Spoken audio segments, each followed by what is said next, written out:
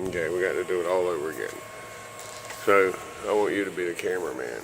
You got it. And what I want to do is just start it up at the top. Hold on. Let me get everything back. So start it up at the top.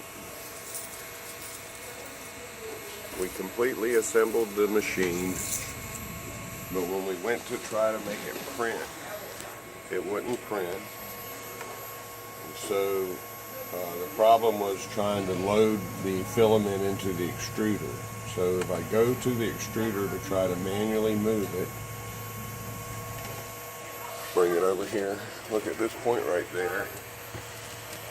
I cannot get any motion out of the extruder. Now come down here to this board.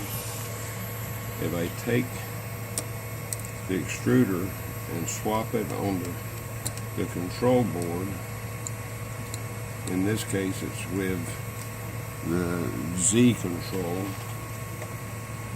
and I go back over here, come over here, and I select the Z motion, now go up there, and I try to get it to move,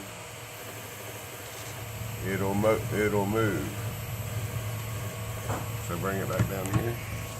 So this driver here on this control board is not functioning, and I need the control board to be replaced. Thank you.